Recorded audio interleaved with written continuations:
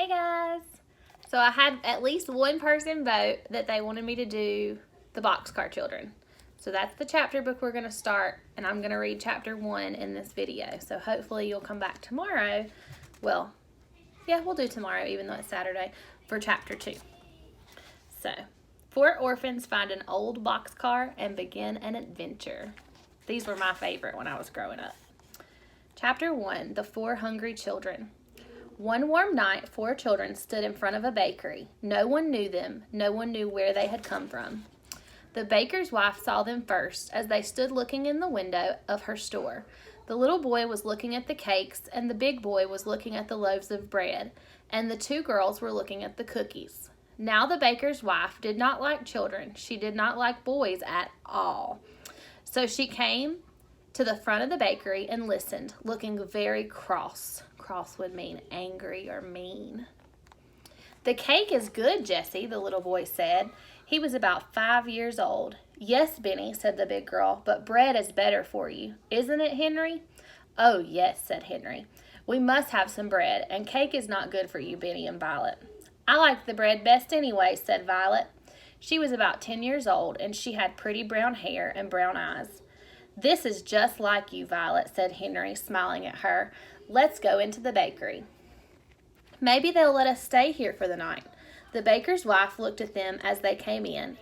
"I want 3 loaves of bread, please," said Jessie. She smiled politely at the woman, but the woman did not smile back. She looked at Henry as he put his hand in the pocket for the money. She looked cross, but she sold him the bread. Jessie was looking around, too, and she saw a long red bench under each window of the bakery. The benches had flat red pillows on them. "Will you let us stay here for the night?" Jessie asked. "We could sleep on those benches, and tomorrow we would help you wash the dishes and do things for you." Now, the woman liked this. She did not like to wash dishes very well. She would like to have a big boy to help her with her work. "Where are your father and mother?" she asked. "They're dead," said Henry.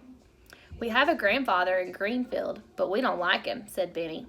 Jessie put her hand over the little boy's mouth before he could say any more. "Oh, Benny, keep still," she said. "Why don't you like your grandfather?" asked the woman. "He is our father's father, and he didn't like our mother," said Henry.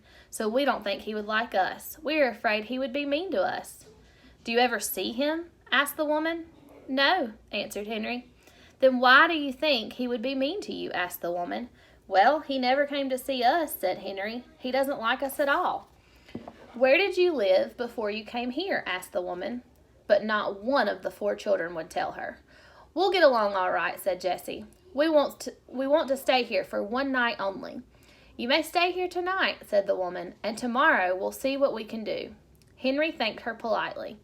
"We are all pretty tired and hungry," he said. The children sat down on the floor. Henry cut one of the loaves of bread into 4 pieces with his knife, and the children began to eat. "Delicious," said Henry. "Well, I never," said the woman. She went into the next room and shut the door. "I'm glad she's gone," remarked Benny, eating. "She doesn't like us." "Shh, Benny," said Jessie. "She is good to let us sleep here." After supper, the children lay down on their red benches, and Violet and Benny soon went to sleep.